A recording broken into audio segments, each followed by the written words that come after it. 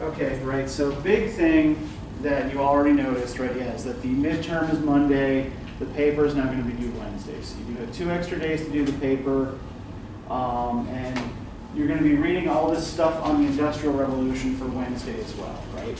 Now, I do also want to note that there is a vocab quiz this weekend, but the vocab terms from the quiz will not be on the midterm, right? Because that wouldn't be fair to you. So don't worry about studying these for the midterm, but know that they may show up on the final, right? All right, so does anybody have any questions about assignments or future anything? Everybody's good? Okay, great. So then let's just get right into Sartor Resartus. So I'm guessing that you had trouble with this, right? I guess you could say that. Okay. So let's start there, right? So what did you have difficulty with this? Like, what was hard about this?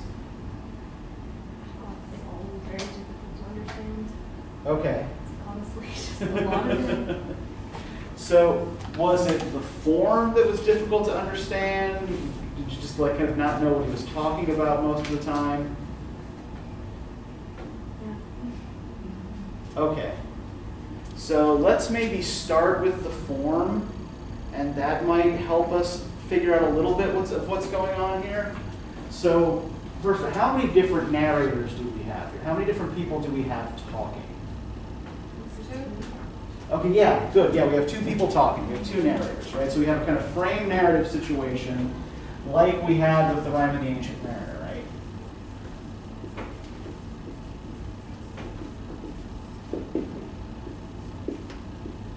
And if we're looking at that outer frame, right? Could you all figure out who or what was going on with the outer frame of the narrative? Okay. So the basic conception of all of this here, right, is that Sartor Resartus is, on one hand, it is the autobiography and philosophy of an obscure German professor by the name of Diogenes Teufelsdruck.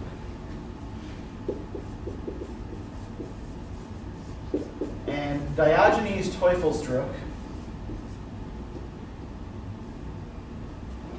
how do I spell that?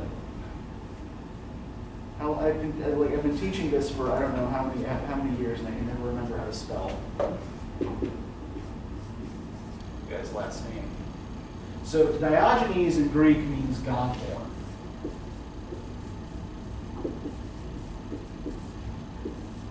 Teufelsdruck in German means devil's ship. So we've got like in the central character here, this kind of dual nature expressed in the name, right?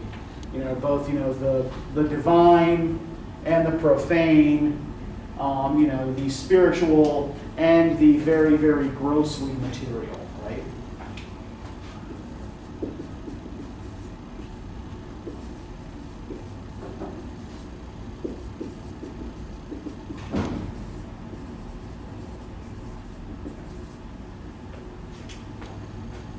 And for much of this, what we've got is Teufelsdruck telling his own story, right? Kind of the narrative of a certain part of his life. And I think one of the things that makes this confusing is that this is just a short excerpt from a longer work, right? So you don't have the whole thing in front of you. You don't have all the context. Although I'm really not sure having all of the context would actually help you. So Teufelsdruck is not the compiler of all of this information. So the outer narrator is a nameless editor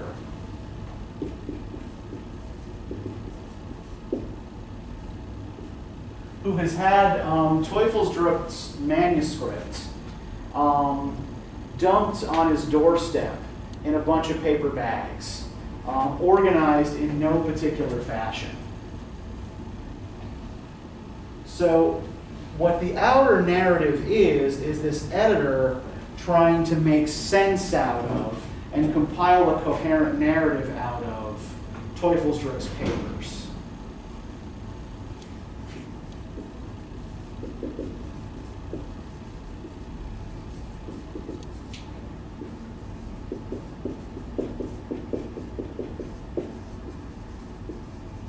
And then the inner narrative is Teufelsdrück himself.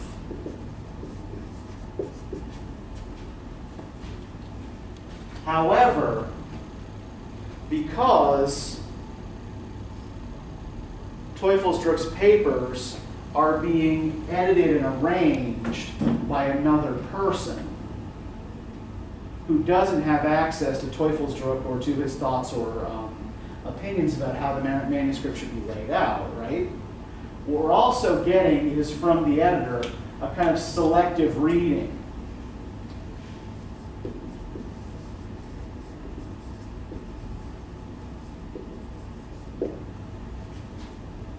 of Teufelsdrück's narrative, right? There are parts, for example, where the editor says specifically that he's left stuff out,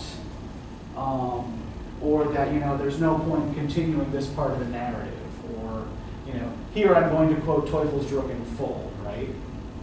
So what we're getting is a heavily edited version of this guy's life and opinions. And everybody gathers, right? Like everybody is on board like that Teufelsdrück is fictional and the editor is fictional, right? That all of this is fictional. Okay, good. So just as we're trying to make sense of all of this, right? So is the editor. Right? So in some ways, like the editor is shaping the reader's experience, but is also in the same position as the reader, right? Just kind of looking at this great big pile of text that they're trying to figure out, trying to, decide what to do with or what to do about, right? So this is the basic structure of it, right? So let's talk about some of the ideas here that animate this. Were you able to pick out any particular patterns or themes that Carlyle seems to be particularly concerned with here? Are there things that seem to pop up again and again?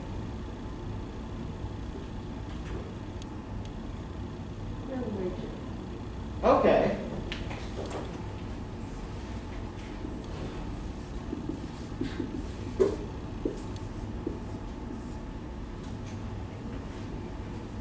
So, from what you can gather, what seems to be the text's attitude towards religion? Were you able to get a read on that, or not really? It kind of seems like, I couldn't tell if it was the attitude of, however you say his name. I couldn't tell if it was his attitude or if it was like the editor's attitude, but it almost seemed like a disbelief, or like calling out a disbelief in it. Okay. But I couldn't tell if it was like their disbelief or them calling out other people for disbelief. And I think the answer is yes. Okay. So Carlyle is not conventionally religious, right? So just a little bit about Thomas Carlyle himself.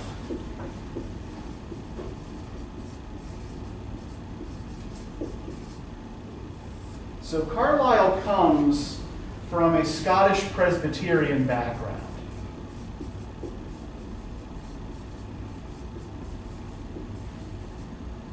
Right, so in some ways in England, in particular in the London Victorian cultural milieu that he's moving around in, he's an outsider in that, like, one, he's a Scotsman, and he's not even a city Scotsman, he's from the country.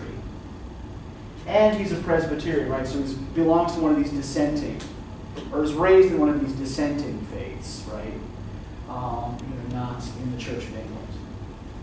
So, by the time he's an adult, he has lost his religious faith, but he was trained for the ministry. So much of, if a lot of Teufelsdrück's rhetoric sounds like sermon, he is drawing on that education, those resources in sort of creating this character, right? So yeah, so there is a lot of influence of like particularly evangelical Protestant sermons here.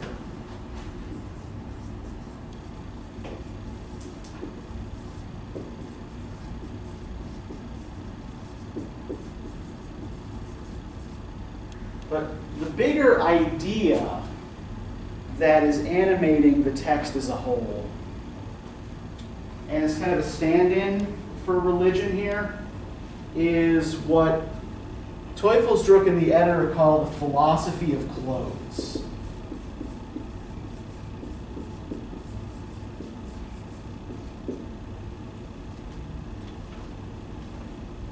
So, why do we wear clothes? Okay, yeah. Right, because people might come in and arrest us if we didn't, right? But seriously, though, I actually mean this as a serious question. Like, for what purposes do we wear clothes? Protected from like, if there's like stuff in the air, like that could cut you, like it keeps you from being cut. Yeah. Keeps you warm and warmer. Yeah, so it's they're protective, right? They protect us from the elements. They protect us from embarrassment.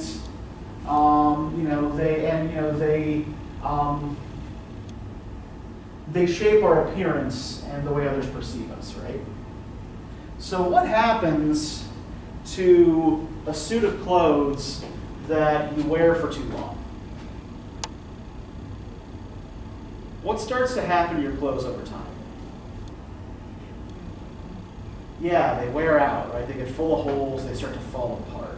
I remember when I was a first-year student, I had this Led Zeppelin T-shirt that I'd had since the 8th grade, and like it didn't have a back anymore, right? Like it was falling apart, and my father hated it, and just took it and burned it eventually to get me to stop wearing it.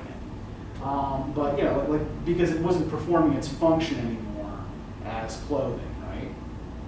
And that's kind of what Carlyle's philosophy of clothes is about, right? That philosophies and institutions are like clothes.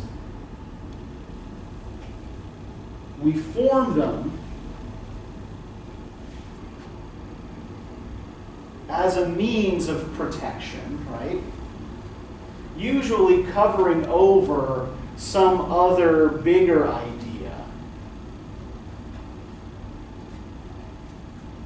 But over time, the suit comes apart, and you need to stitch a new one, right? So Carlyle is seeing his moment here in 1830 as a moment when Britain needs a new suit of clothes. That the basic institutions of British life aren't quite cutting it anymore. Parliament's not cutting it. The Church of England isn't cutting it. Utilitarian philosophy, which we'll explain in a minute, isn't cutting it, right? So these bases of British existence in the early 19th century are, from Carlyle's perspective, falling apart. And so what he's trying to do is stitch a new suit of clothes for a new era. So to give you some examples of just to give you some background on what is changing at the time that he writes this. So he begins writing Sartor Resartus in 1830, and it's published in its final form in 1834. So during Carlyle's lifetime, or more or less adjacent to Carlyle's lifetime, he's born in the same year as Keats, but he lives a lot longer, doesn't start writing till he's almost 40. We usually count him with the Victorians and not the Romantics. So there are political revolutions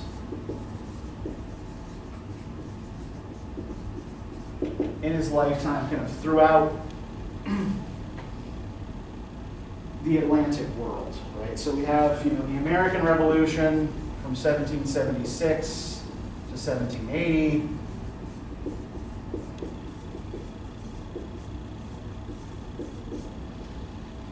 There are two French revolutions,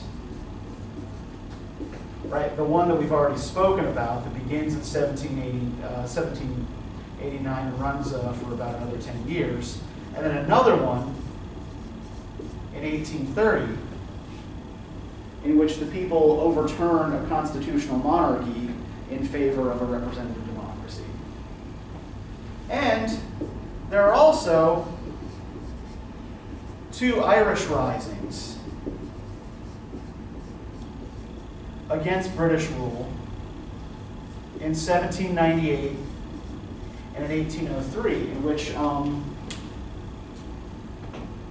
the Irish rebels are proposing to form an independent republic that is no longer connected to the British constitutional monarchy, right? So all of these political revolutions are concerned in some way with increasing with popular government, right? With increasing popular sovereignty.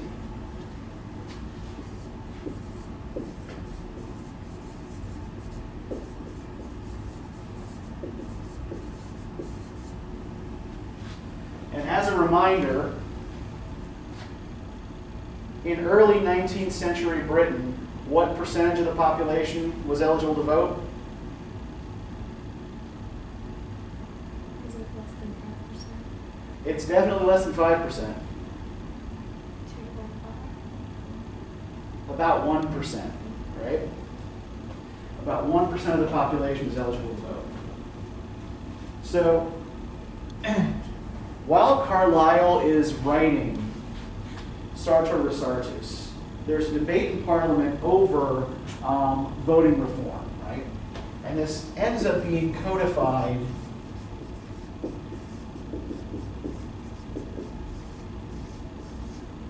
in what's called the Reform Bill of 1832, right? It's being debated in 1830 when Carlyle is writing, but it doesn't pass until 1832.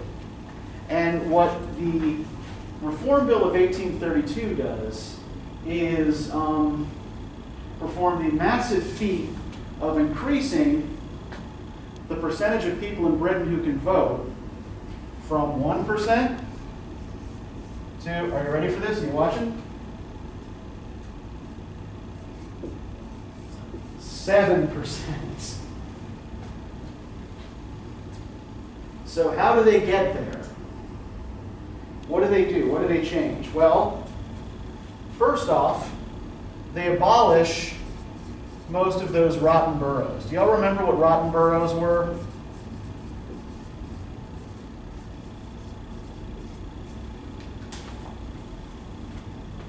Think back to real early in the semester. Like I think we talked about this on the first day. What were rotten boroughs in political terms?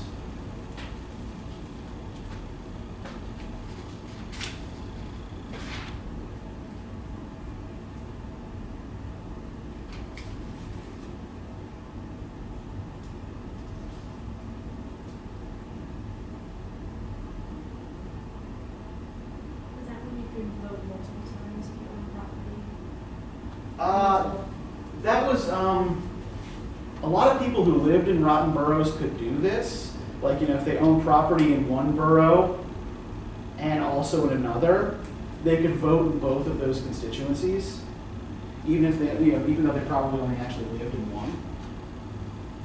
But what rotten boroughs were, they were these very, very rural, depopulated boroughs, right?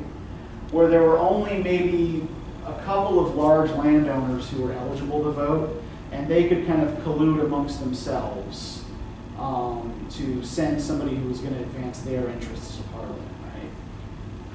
So they were called rotten boroughs because the idea was that the process by which the MPs were selected was corrupt. So So most of the rotten boroughs, but not all, are abolished.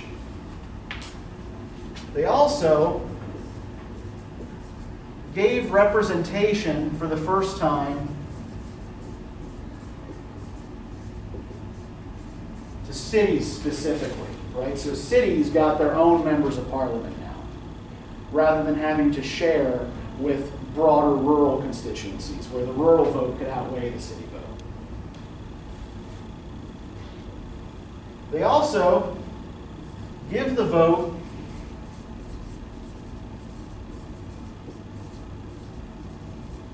to anyone who owns £10 worth of property or more. Now, £10 doesn't sound like a lot of money to us, right? And, you know, in today's cash, it's about $13.60. But in 1830 cash, it's closer to about $1,600. Now, this again doesn't sound like much in terms of property ownership, right? But again, remember that most people didn't own any property at all. So you had to have about $1,600 worth of property in order to vote. This still excluded most of the working class, which meant most people. It also specifically excluded women.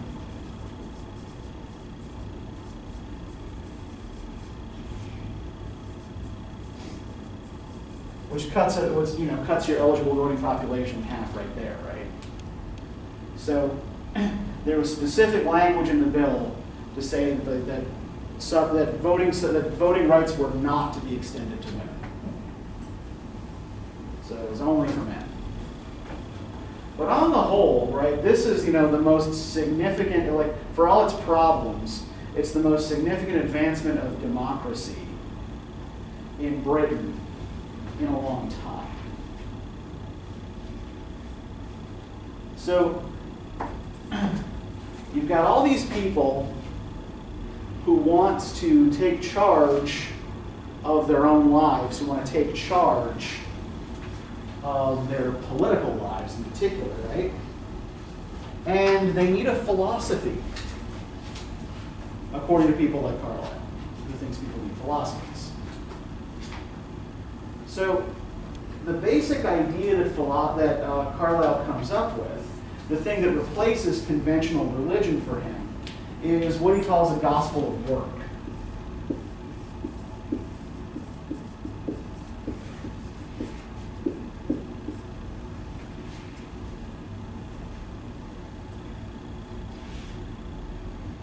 So what this means is that if you are feeling like something is missing in your life, if there's a great big empty hole at the center of your being, then what you need to fill it with is work. And not just like any work, right? Like, not just busy work, right? Work that is suited to your talents and that is in some way meaningful, right? So Carlyle thinks that you will find meaning in work. And that can replace conventional religion. So if you found that, he seems to talk a lot about work in this kind of quasi-religious sense throughout this, yeah, that's exactly what he's doing.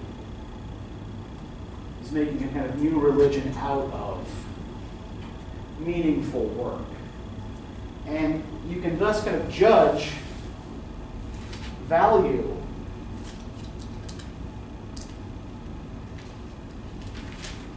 by the things that you produce. Right, so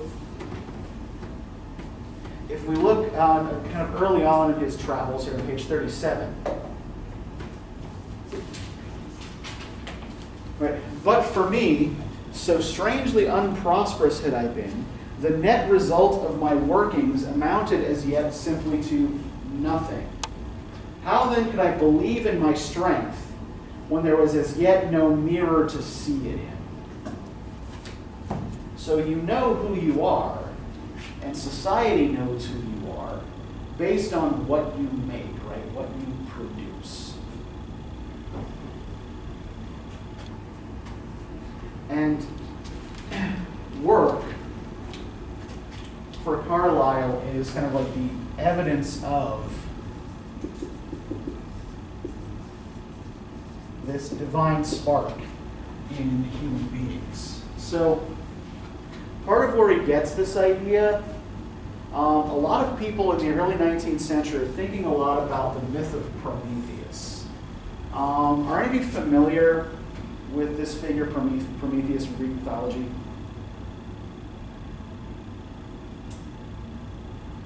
Nope. Nobody knows Prometheus? No. Okay. What, if anything, have you heard about Prometheus? I want to say it has to be something with fire. Yes. Okay, we're thinking along the right lines here.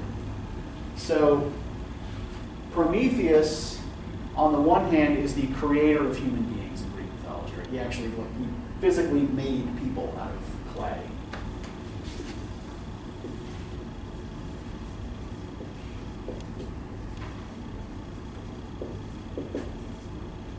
But he is also the one who stole fire from the gods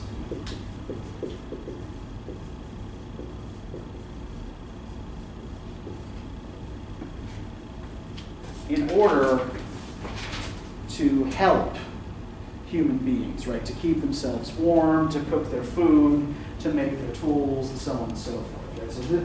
So Prometheus braves the anger of Zeus to steal the god's secrets to help humankind.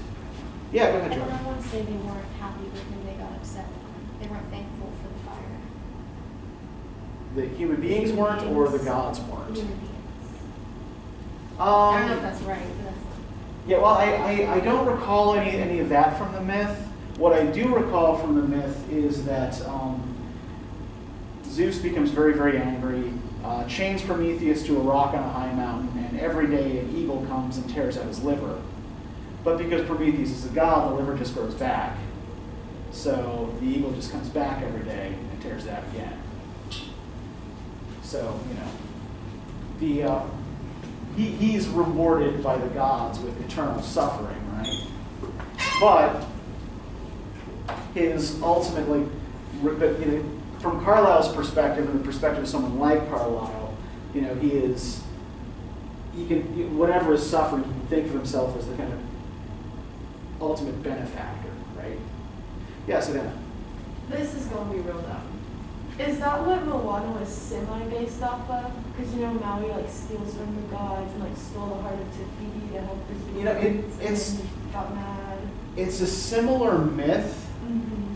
but that's specifically a Maori myth from the Pacific Islands. So yeah, so they're from the Pacific Islands. So yeah, not Pacific. I mean, yes, it is specific islands, but I digress. But yeah, no, it's a similar kind of story. But the story of Maui probably wouldn't have been familiar to very many people in Britain in Carlyle's day. However, Greek mythology was still all over the place. It was a basic part of people's education. So Prometheus would be the figure more directly drawn up. But yeah, no, you're absolutely right that it is a very similar story. I was just wondering, because they like to base things off of history. Yeah, Disney is always taking things from fairy tales and from myths and all that sort of thing. Yeah, we constantly take these old narratives and remix them in new ways, right? There's a critic from the early 20th century who argued that there are really only 7 basic types of plot that we just reuse and recombine, and doing so throughout history. Okay, so where was it? Prometheus, right? So Prometheus becomes, again, this figure of the divine benefactor, the divine worker, And it's through your work that people know you.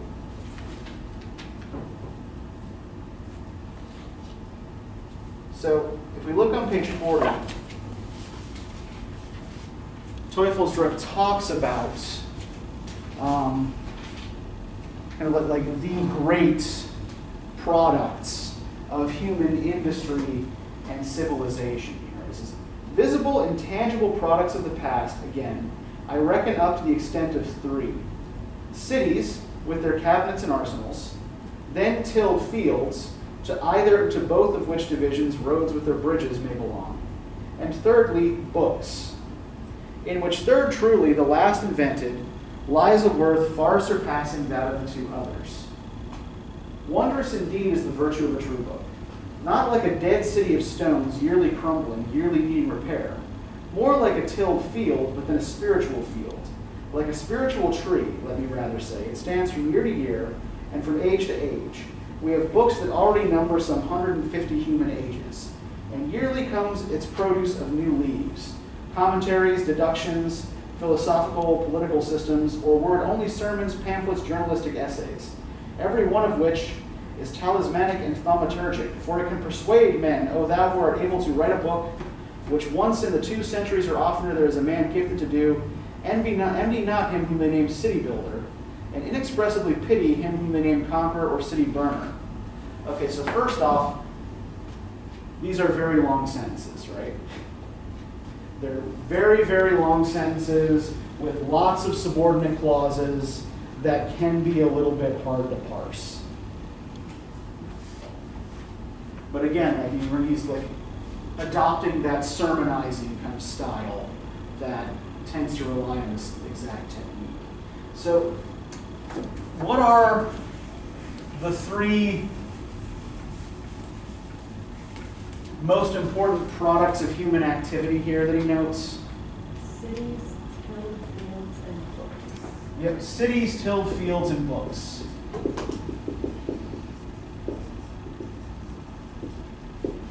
And what does he seem to think each of these things provides? Well, first off, what do they have in common with each other?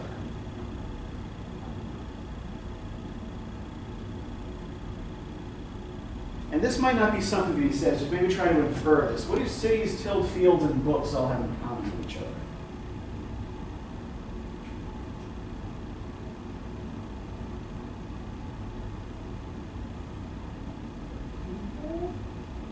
Yeah, they have to be made by people, right? These are things that don't occur in nature. They're artificial.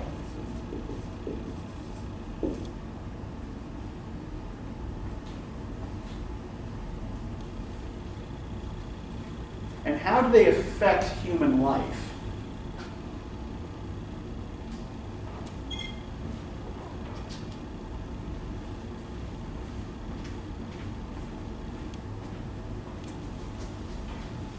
How do cities, tilled fields, and books affect human life? It has to do with everyday activities of where they live. Mm-hmm. For fields, you can work there where you get food, and Uh-huh. books are for education. Sure. But could you not live outside the city somewhere, even, perhaps, wandering the roads, wandering the forests? And could you get food without having to till fields? And you could even learn without books, right? So then, what makes cities, tilled fields, and books good, if we're thinking according to Carlyle's logic? Are they necessary for life? But they make it a hell of a lot easier, right? If you live in a city, you have plenty of companionship, easy to find work, and it's less likely that your village will be burned to the ground, right? So people get protection from living in cities. tilled fields, you have a secure and consistent source of food, right? You don't have to rely quite so much on seasonal cycles or on being able to find game or gather enough nuts and berries. And books, I think the thing that's going on with books is a little bit more complicated here, right? So he describes them as a kind of spiritual sustenance like you get from a tilled field. But I think he's also interested in what books generate, right? So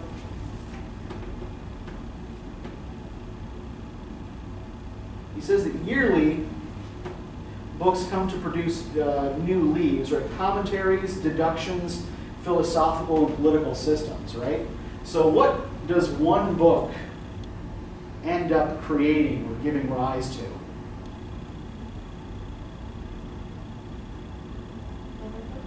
Yeah, they proliferate, right? So a book is a work, a product of human genius that generates yet more work, right? That generates other products of human genius.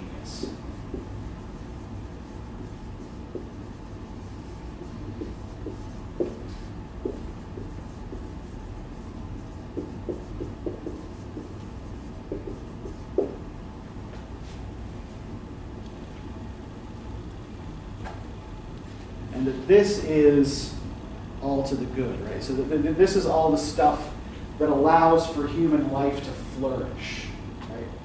But it does take work. Now, then, I think like this is actually kind of a good way to segue into Carlyle's thinking about war, right? Because, he's writing this again at about age 40. So he has lived through but not served in the Napoleonic Wars, right? This kind of prolonged period of antagonism between most of Europe and France.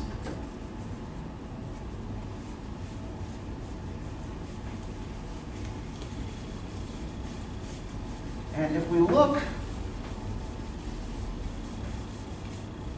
on page 41,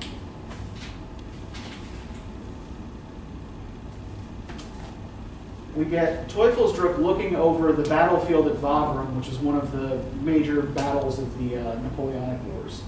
Can I get somebody to read, starting with horrible enough? Horrible enough, a whole march field streaked with shell splinters, cannon shot, ruined tumbrils, and dead men and horses, stragglers still remaining, not so much as buried. In those red gold heaps, aye, there lay the shells of men, out of which all the life and virtue has been born. And now they are swept together and crammed down out of sight, like blown eggshells. The nature, when she bade the Don't, it's in Sartor. Yep. bring down his mold cargoes from the Corinthian and the Carpathian heights, and spread them out here to the softest, richest level, intend thee a march for a born-bearing nursery, whereon her children might be nursed, or for a cockpit wherein they might the more promiscuously be throttled and tattered, where thy 3 broad highways leading here from the ends of Europe, made for auto-munition wagons then, were thy waggons and stilthorns, but so many ready-built casemates, wherein the house of Habsburgs might batter with artillery, and with artillery be battered. That word, amid yonder... König, it means king, yep. Okay. König of the car, amid yonder hilltops, dies under Rodolph's truncheon. Here Kaiser Franz falls a swoon under Napoleon's, within which 5 centuries, to omit the others, how has thy trampled down, how has thy breast fair plain been defaced and defiled? The greensward is torn up and trampled down. Man spawned carrot, his fruit trees, hedgerows, and pleasant dwellings blown away with gunpowder, and the kind sea field lies a desolate, hideous place of school. Okay, thank you. So, what is the implied attitude towards war here? What does war do to these fertile plains that you could turn into tilled fields? Yeah. That you turn a place that should be generating life, right, and supporting life, into a place of death and carnage and destruction, right? And you know, the historical examples that he points out here, so we've got people fighting over the same patch of land in the 13th century and in the 19th century, right? So it seems to be a lesson people don't learn.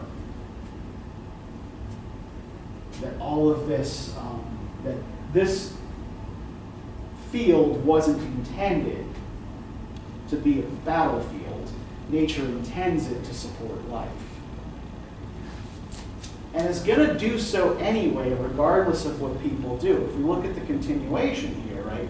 Nevertheless, nature is at work. Neither shall these powdered devilkins with their utmost devilry gainsay her, but all that gore and carnage will be shrouded in, absorbed into manure, and next year the Marchfeld will be green, nay greener. Thrifty, unwearied nature, ever out of our great waste adducing some little profit of thy own, how dost thou from the very carcass of the killer bring life for the living? So how is nature going to repair itself after all of this damage has been done?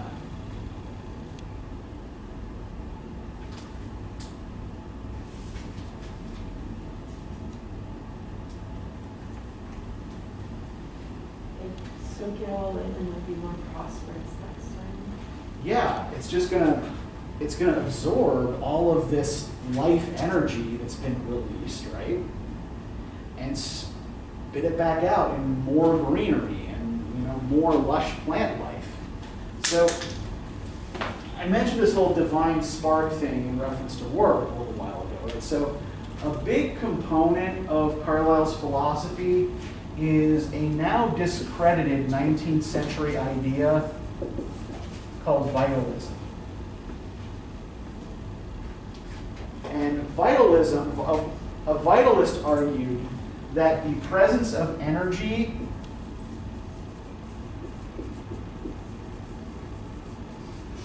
in any system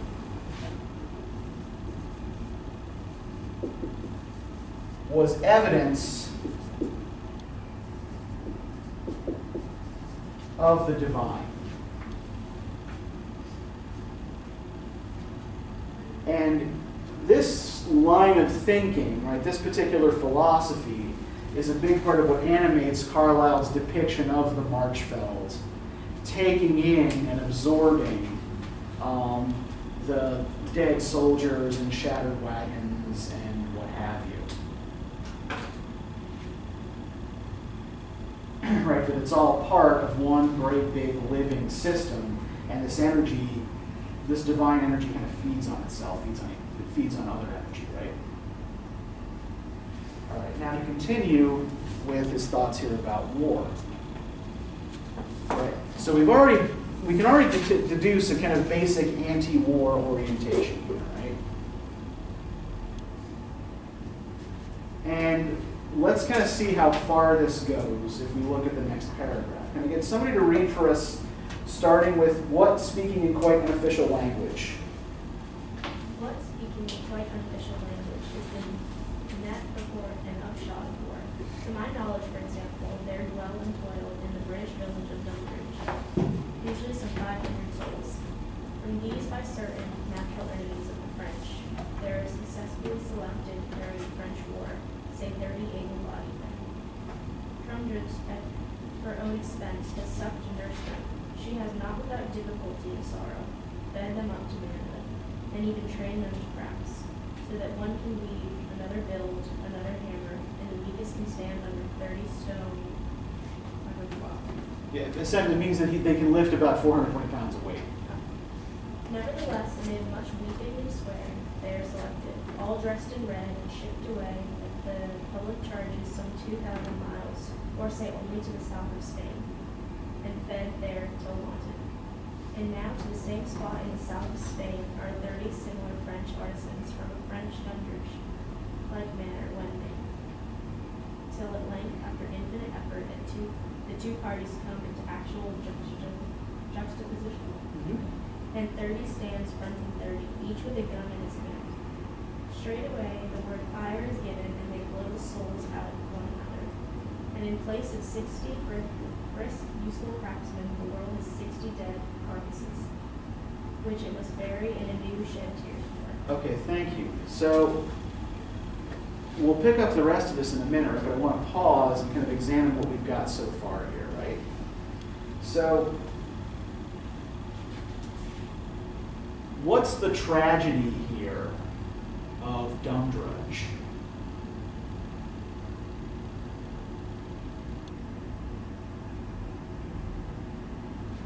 What is Carlyle trying to spell out here about? So he's talked about what war does to land, right? Now, what about war's relationship to human life? What's he pointing out about it here?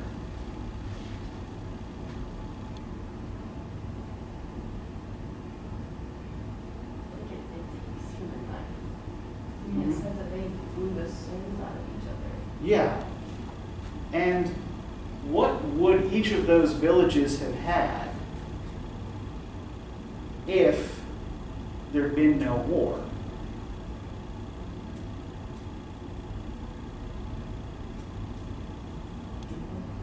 People, right? And not just people, right?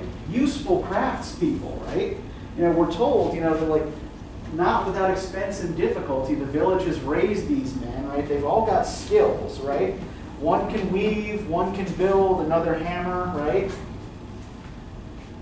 So instead of, you know, as he says, like, when these two armies meet, he says, like, instead of 60 brisk, useful craftsmen, right? The world ends up with 60 dead corpses. If they just stayed home and continued plying their trades, they would have been more useful. Right. Had these men any quarrel? Busy as the devil is, not the smallest. They lived far enough apart, were the entire strangers, nay, in so wide a universe, there was even unconsciously by commerce some mutual helpfulness between them. How then? Simpleton. Their governors had fallen out, and instead of shooting one another, had the cunning to make these poor blockheads shoot. So, what's the problem, according to Carlyle's logic, that leads to war? Is it because these English villagers and these French villagers can't stand each other? Because the leaders of the government are disagreeing, they like can't get along. Yeah, these decisions made by these kind of distant government figures lead these guys who have no quarrel with each other to kill one another. So on the one hand, this would look like a kind of pro-democracy argument, right? That, you know, if people were running their own affairs, then this sort of thing wouldn't happen. But Carlyle's politics are a little bit more complicated than that. So remember that we're getting all of this extra democracy, these demands for extra democracy across Europe and North America right now, right? At the time he's writing this. Carlyle is a proponent of what comes to be called the great man theory of history, which has become so pervasive that it's really kind of hard to dislodge it, even though it's been pretty widely discredited. Does anybody know what the great man theory of history is? Or can you surmise like what a great man theory is focused on? Based on the name? Having like one person in charge and like one person like at the head. Yeah, sort of. It's definitely focused on individual personalities rather than large masses of people, right? So what the great man theory essentially proposes is that history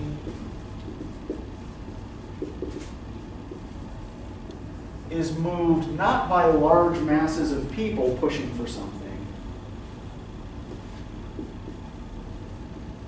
but through the personality and efforts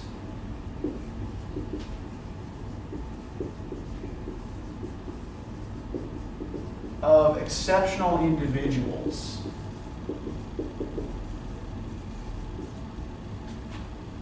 So, when we have, debates, for example, regarding American history classes, where you've got, people who want to focus attention on the founders, right, or on particular Revolutionary War heroes, rather than on, say, like the experiences of the common soldier, the common colonist, or, even, noting that actually about half of American colonists were loyalists who didn't want to break with Great Britain.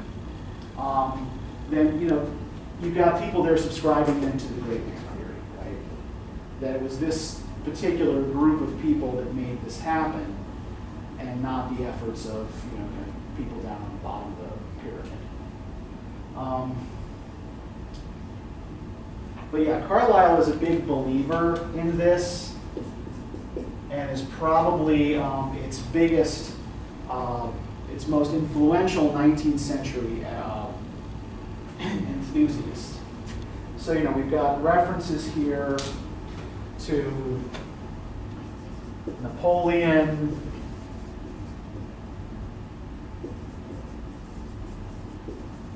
to Alexander the Great, right? Even, to great artists like Johann Wolfgang von Goethe.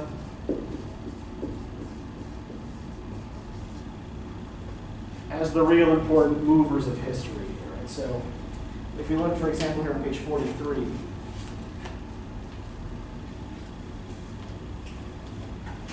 for great men, I have ever had the warmest predilection, and can perhaps boast that few such in this era have wholly escaped me. Great men are the inspired, speaking and acting texts of that divine book of Revelation, whereof a chapter is completed from epoch to epoch, and by some named history, to which inspired texts your numerous talented men and your innumerable untalented men are the better or worse exegetic commentaries, and wagon load of too stupid, heretical, or orthodox weekly sermons. For me, for my study, the inspired texts themselves. Thus did not I, in very early days, having disguised me as a tavern waiter, stand behind the field chairs under that shady tree at Treisnitz by the Jena Highway, waiting upon the great Schiller and the great Goethe, and hearing what I have not forgotten. But at this point the editor recalls his principle of caution, some time ago laid down, and must suppress much. Let not the sacredness of laurels, still more of crowned heads, be tampered with. Should we at a future day find circumstances altered, and the time come for publication, then may these glimpses into the privacy of the illustrious be conceded, which for the present were little better than treacherous, perhaps traitorous eavesdroppings. Of Lord Byron, therefore, of Pope Pius, Emperor Tarquin, and the white water roses, Chinese cardinari, with their mysteries. No notice here. Of Napoleon himself, we shall only, glancing from afar, remark that Teufelsdruck's relationship to him seems to have been of a very varied character. So, the basic gist of this, right, is like, what is Teufelsdruck's attitude expressed towards ordinary people?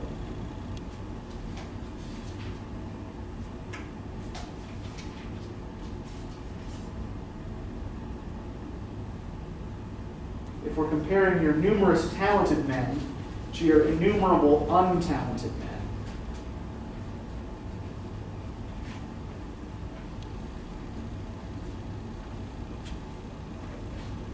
It seemed like give them much regard. yeah. This is an expression of that whole history is moved by the great kind of idea, right? Why talk about the common French soldier when you can talk about Napoleon, right? Napoleon's the guy who called the shots anyway. So,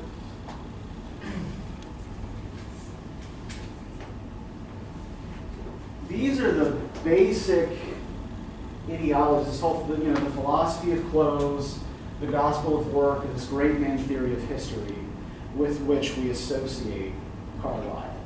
and that he kind of lends to the rest of the Victorian period. One last thing that I do want to talk a little bit about is the literary influence of Romanticism on this. And then I'll let you all go, because I know that we're all kind of hitting midterm slump, and I get it. Everybody looks tired and frustrated, and some of it's the difficulty of the text, and some of it is just where we are in the semester, and I get that. So,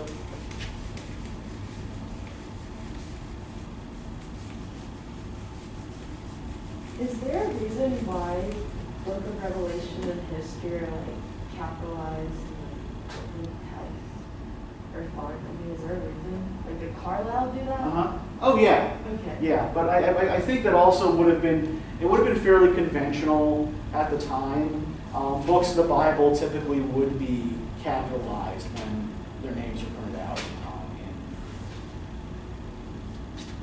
text like this. But I think that the Book of Revelation is particularly important for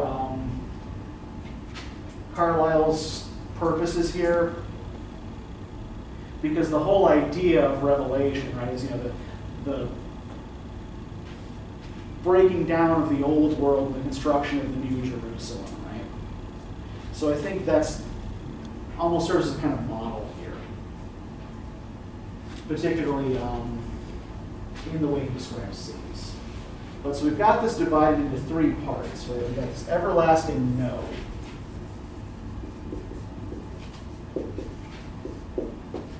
The center of indifference.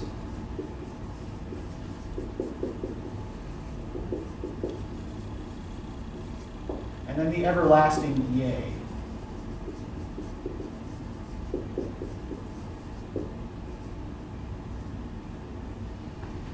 And for much of the first two parts of this, Teufelsdruck is wandering around Europe moping after a romantic disappointment. So, the whole model of the guy standing around looking out over a precipice and brooding, right, is that same Byronic hero model that was made ironic in Mary Shelley's Mortal Immortal, and that is descended from those male overreacher characters in Gothic novels. So Teufelsdruck is a direct descendant and a parody of this particular character or trope, right? But what occurs here in Teufelsdruck's life and philosophy is a move from denial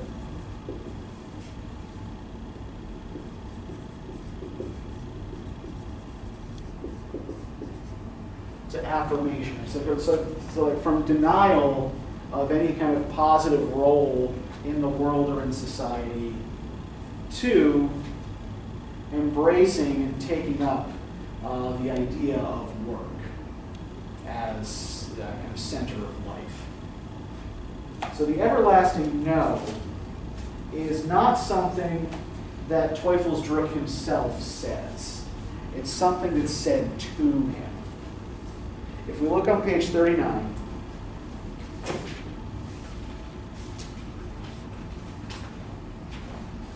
thus had the everlasting no, das ewige Nein, pealed authoritatively through all the recesses of my being, of my me. And then was it that my whole me stood up in native God-created majesty, and with emphasis recorded its protest. Such a protest, the most important transaction in life, may that same indignation and defiance in a psychological point of view be fitly called. The everlasting no had said, behold, thou art fatherless, outcast, and the universe is mine, the devil's. To which my whole me now made answer, I am not thine, but free, and forever hate thee. So the everlasting no is this feeling of like being told no by the world, right? Of being told you don't belong, you have no purpose, you have no meaning. And his first step towards recovery from this is simple denial of that everlasting no, right?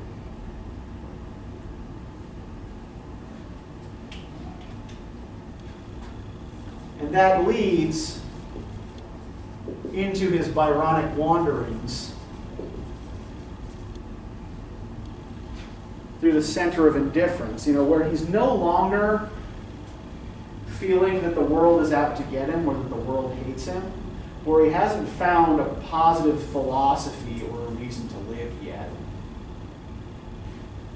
And then the everlasting yea is his embrace of his figuring out that work is what matters.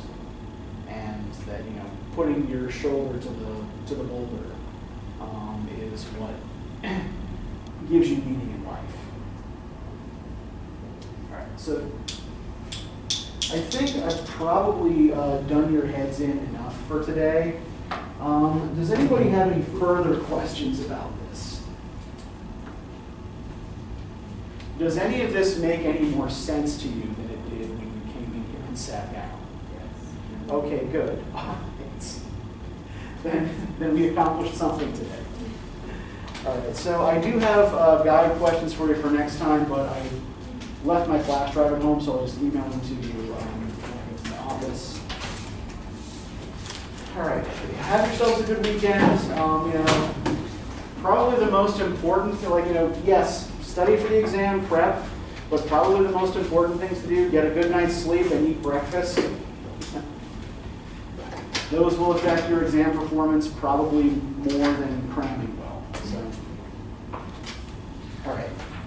And I am available over the weekend if people have questions about it.